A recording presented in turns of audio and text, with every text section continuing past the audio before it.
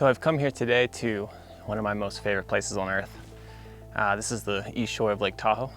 And this is what really made me want to live here. When I first kind of came out here and saw it for the first time, it was like this, it's incredible. The Caribbean blue water with the backdrop of the mountains. And it's the end of April, which is one of my favorite times of the year as well, because there's just not a lot of people right now. It's the off season for the area. So you can come out on days like this and there's no one else down here. Beyond that, I saw the forecast for today and it was supposed to be, pretty still. And it was when I first arrived, but as I hiked down here, the wind has kind of picked up a little bit and we have a slight chop on the water. So I'm not gonna get those perfect glassy conditions like I was hoping for, but I think with an ND filter and a polarizer, I can probably still get a pretty cool result. I'm probably gonna shoot a couple sheets of film anyways. So the plan today is shoot this place, and then there's a cove a little further up, about a mile up north of here, that I wanna get a few photos at as well. And that's actually protected from the wind a good bit, so that one should be much smoother. So I wanted to start here with this cove because it's kind of open to the lake, and I knew that some waves would come in here before the other cove I want to go shoot. So anyways, I'm gonna get set up here and see if we can't get a shot. I've brought my extra light tripod today, which isn't ideal on a 4x5, but I wanted to be lightweight so I can move around quickly and hopefully get a bunch of shots. So we'll see.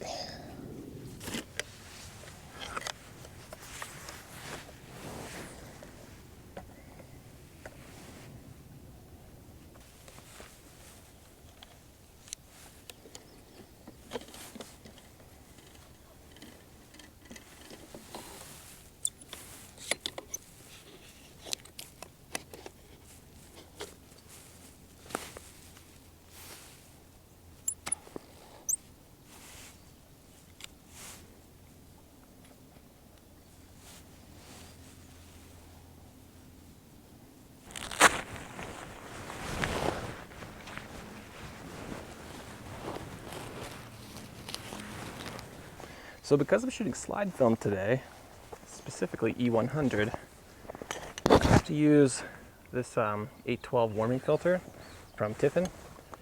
This really helps correct some of the color casts of this film. It makes the whites pure white, which looks really good, especially because we have a little bit of snow out there and a bunch of snow on the far peaks. So that's going to really help the colors. And when you shoot slide film, you want it to look really good on the light table. And on top of that, I'm probably going to add a 6-stop ND and a polarizer.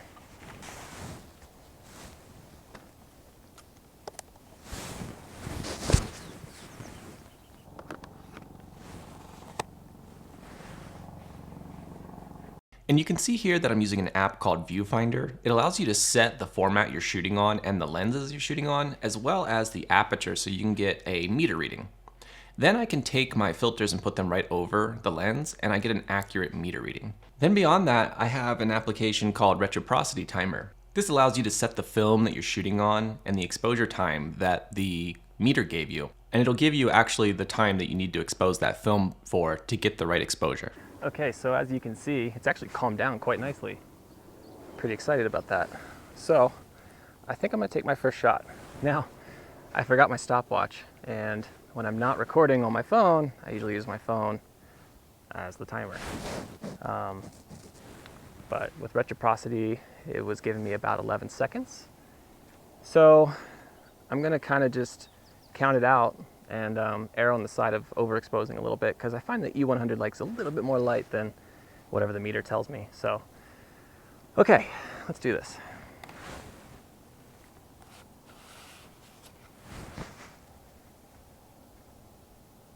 One Mississippi, 2 Mississippi, 3 Mississippi, 4 Mississippi, 5 Mississippi, 6 Mississippi, 7, 8 Mississippi, 9 Mississippi, 10 Mississippi, 11 Mississippi. You know, for just counting out the exposure, this turned out really well. None of the highlights are clipped, none of the shadows are really clipped, everything's within range, and the colors are just beautiful. E100 is such a great color positive slide film.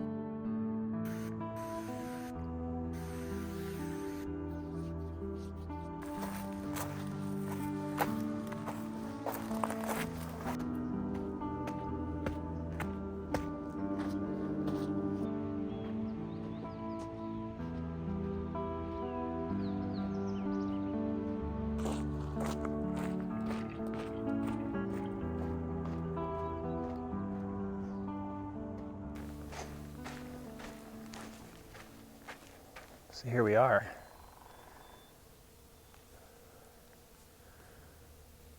It's a pretty classic shot of the East Shore here. But it's a really still day, so I think it's going to be really nice out for this particular shot.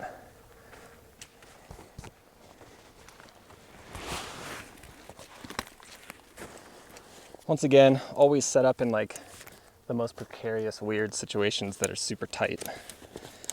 Why do all the good landscape compositions have to be in spots like this?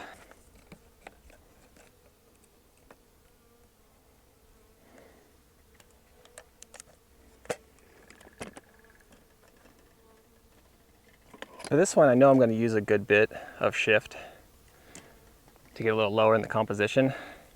And I don't want this front rail to be in the shot, so I'm not going to use the back connection for the wide angle lens.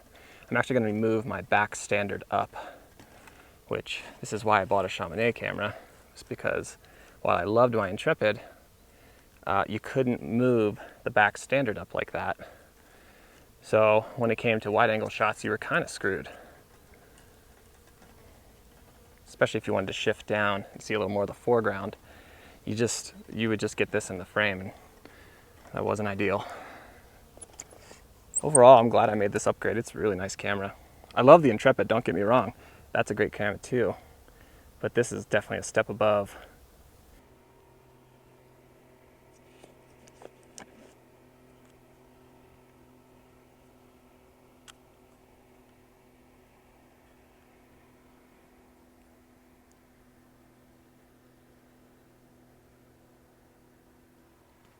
So I'm using the viewfinder app once again, and I'm going to throw the filters over it that I'll be shooting with. And at this point, I'm kind of going left and right to see if my meter changes. And you can see I'm between 10 and 8 seconds. Then I started to question things, and I used the spot meter function by tapping on the phone screen. And I'm looking at those shadows, they're 13 seconds. And I'm looking around at middle grays at 8 seconds. And now I'm wondering where my highlights are falling, so the sand is at 6 seconds. So that means if I expose for the 10 seconds that the meter gave me, the highlights in the sand should only be about a stop over that. So that's well within the range of this film. So I'm gonna go with the metered reading of 10 seconds. So we're at f/28, and it's about 10 seconds, and then that's 11 seconds with retroprocity. And again, I'm gonna just count it out because my stopwatch is currently recording me.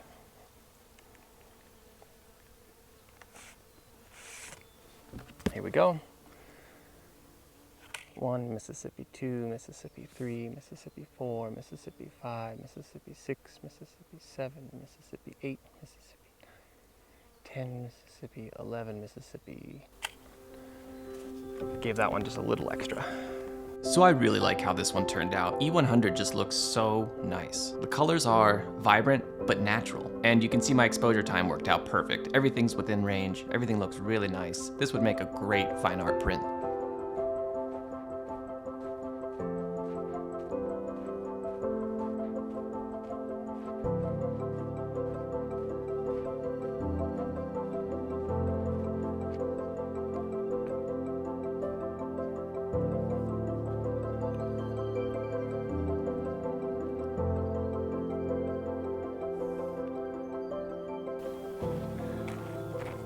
Okay, so think I found my next composition.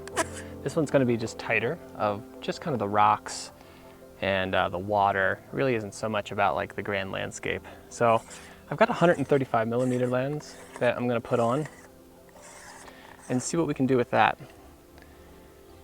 I would prefer something a little tighter, but that's what I have. So that's what we're gonna use.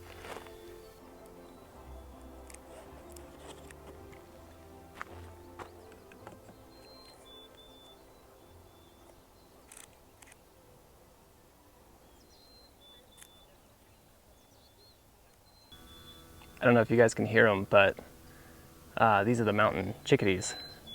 And we call them cheeseburger birds because when they make their sound, they sound like they're saying, cheeseburger, cheeseburger. Do you hear it?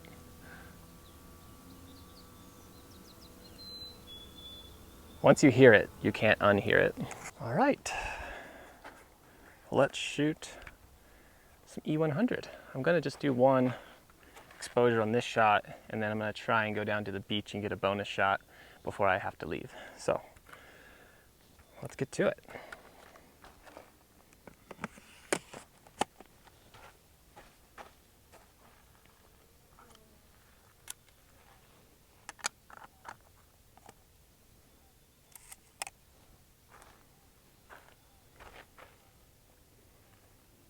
And I'm gonna do the same exposure here, f/28. 10 seconds, but 11 seconds with reciprocity. And I'm gonna shade the lens because there's quite a bit of flare going on here, and these old lenses don't do well with flare. So, okay, here we go. Pull the dark slide. I'm gonna use the dark slide as my lens shade. And here we go. 1, 2, 3. 1 Mississippi, 2 Mississippi, 3 Mississippi,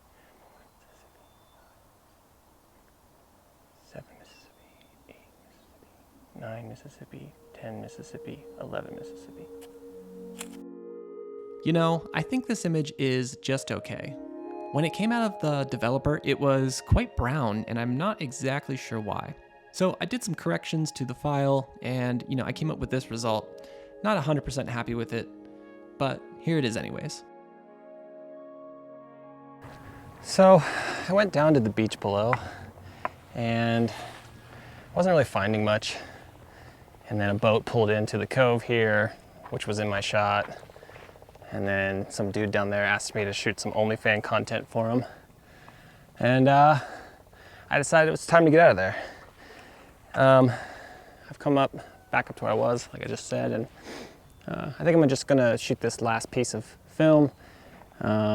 Probably just shoot a wide angle of this scene and then call it good. I gotta head back down to Reno for the day. So, all right, let's do it. Let's get to it.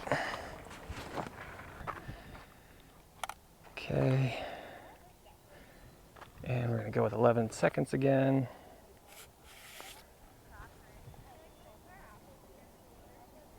Here we go. 1, 2, 3 Mississippi, 4 Mississippi, 5, 6 Mississippi, 7 Mississippi, 8 Mississippi, 9 Mississippi, 10 Mississippi, 11 Mississippi. I like this image a little better than the previous one, but it's still not my favorite. This one had the same development mistake, and I'm not exactly sure what was going on. I don't think either of these will make it into my portfolio, but they're still nice images, so here you go anyways. Okay, well that's it from today. I want to thank you guys for following along. I hope some of these images turned out really nice. I think they did. And thanks for supporting me. This is my second video on this YouTube channel, and I plan to do a whole bunch more. If there's anything you're curious about, like education-wise, let me know down in the comments. I'd love to kind of help you learn about large format photography. And that can be anything from, the gear, shooting, technique, developing, scanning. Eventually I'll do videos on all those things, but if there's something really in particular that you want to learn about, let me know. But other than that, thanks for watching, and I hope you guys have a wonderful week, and I'll hopefully be back soon. I don't know what I'm going to shoot, but this is my backyard, so there's always plenty to shoot. So we'll see you soon.